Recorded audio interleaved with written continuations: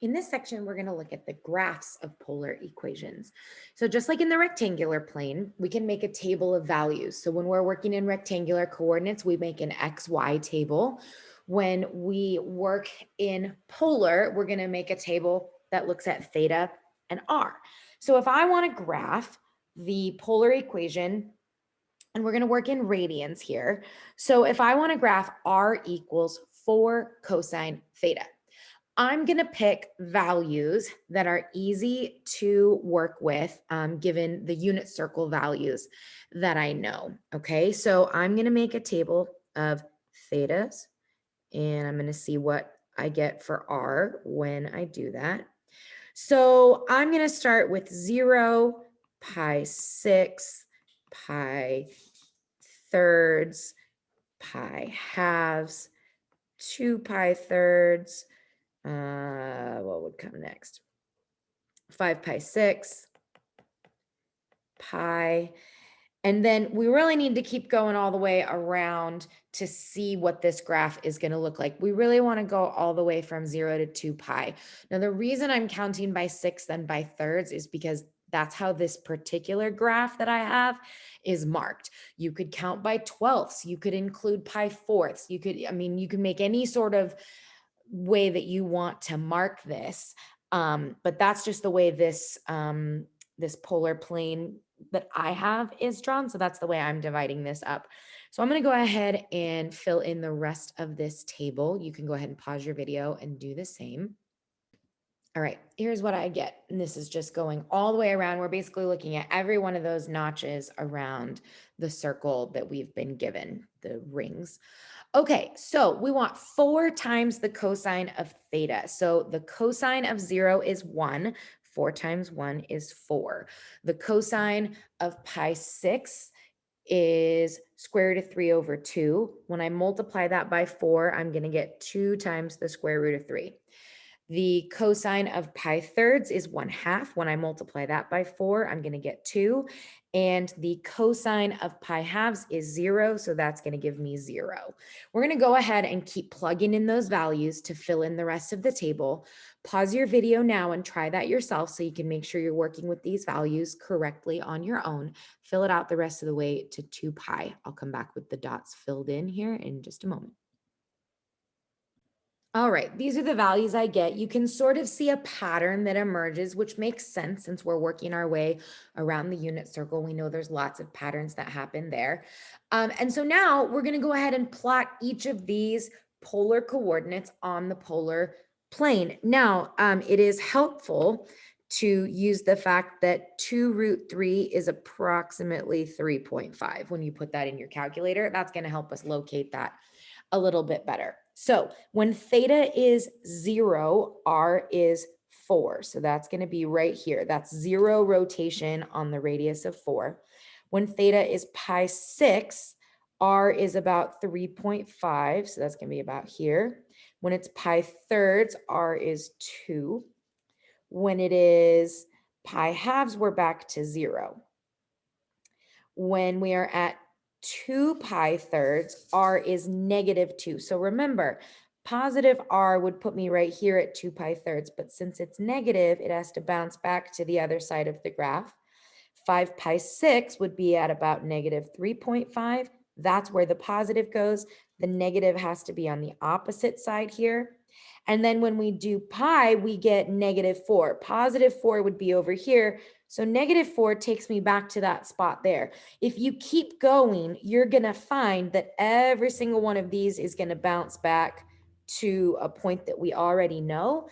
And so that is what our graph ends up looking like. Those X's are not going to be part of our graph. That's where the positive R values are, but then we reflect them. What this graph ends up looking like, and you can kind of see what's happening there, is that it makes a circle. So that is the graph of R equals 4 cosine theta. It's kind of hard to tell what that's going to look like unless we have, all of these table of values to look at. So that is what we are doing.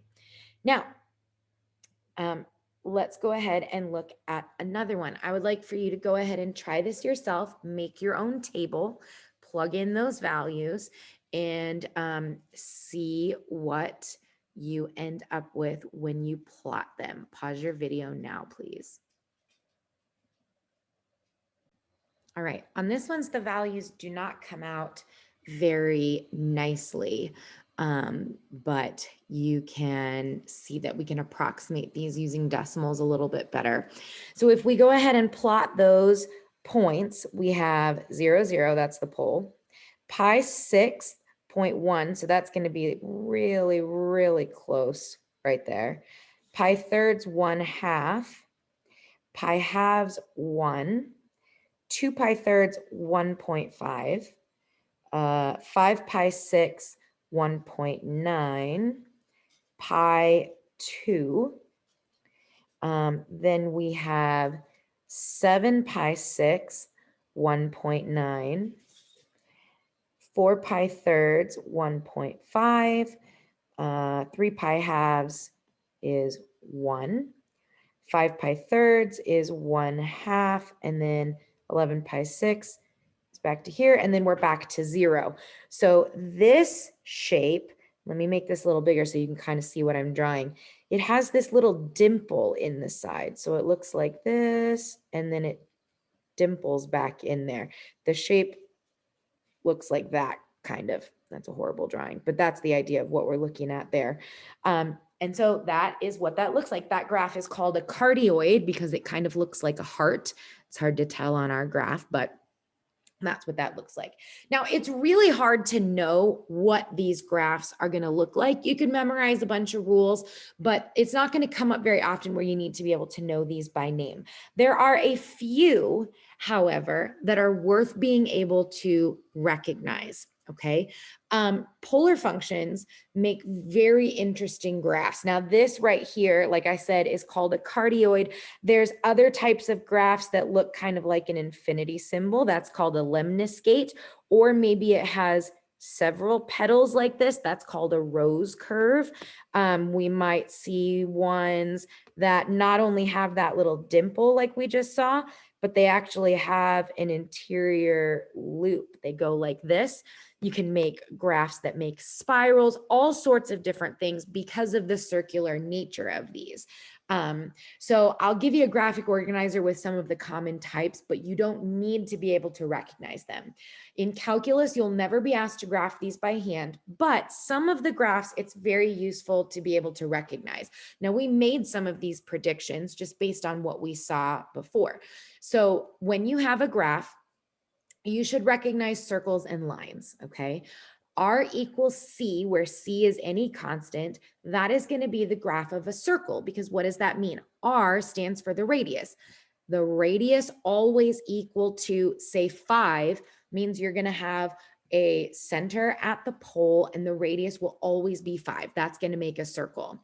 If I fix my theta value and let R be whatever I want, then if I say theta is equal to, let's say, pi thirds, then this line here represents all the different positive valued radii and all the different negative valued radii. So that's how you get the graph of a line in polar coordinates, okay? Now, the other way that we can graph circles is that they do not have to be necessarily centered at the origin. If you have R equals A times the cosine of theta, it's going to move the origin. So the center of the circle will be on the x-axis, either to the right or to the left. The value of A tells you what the diameter of the circle is going to be, and it's always going to be tangent to the vertical line of pi halves to 3 pi halves, okay? With sine, the circle is going to move along that vertical line instead of the horizontal. So if we look at number 1, R equals 3 cosine theta. 3 is positive, so it's going to be on the positive side of the polar axis. And the radius, or sorry, the diameter is going to be 3. So it's going to start here and here, which means our radius has to be somewhere in the center here. So this circle, we don't know exactly how perfect our circle is going to be, but that is where that graph would go. Pretty straightforward, okay? Theta equals negative negative pi fourths. Well, pi fourths, negative pi fourths would mean that we rotate in the clockwise direction. So the line negative pi fourths would be this line that goes through the pole and includes that angle. Everything towards the negative pi fourths is the positive side. Everything opposite that is the negative side. Number 3, r equals 2. That is just the graph of a circle with a radius of 2. So we keep our center at the pole, and that gives us this red graph here. Now, number 4 is also a circle. Because it is sine, it's going to go on either the top half or the bottom half of the circle. And since it's negative, that's how we know it's going to go on the bottom half. So it starts, it's tangent at 0, 1, 2, 3, 4, 5. That's the diameter of the circle. So the circle itself is going to be something like that. So, your drawing's not going to be perfect, but that's how we would locate it. Okay. Those I would expect you to recognize. However, you can use your graphing calculator to graph a whole bunch of polar equations. We've only ever used our calculators in function mode, but now we're going to switch them to polar mode. And so if you go on your calculator, follow through these instructions and see if you can get this set up yourself. Go to mode, just like where you would go to change it from radians to degrees or vice versa. If you go to mode, about 4 or 5 lines down, you should see the option to switch from function to parametric. And now when you go to your y equals button, you should see that instead of y1, y2, you should see r1, r2, r3, and so on, because now it's ready to graph using r's and thetas. And so if you use your variable button here, it's going to automatically put in thetas because you are in polar mode. Okay. Here's some suggestions on how to set your window. All right. And I put in, when I type this in, I don't type this decimal, I type 2 pi. And it'll automatically convert that to a decimal for you. And then make sure that you set your theta step. I like to use pi 36. If you get a graph that looks like all jaggedy like this, that means your theta step is too big.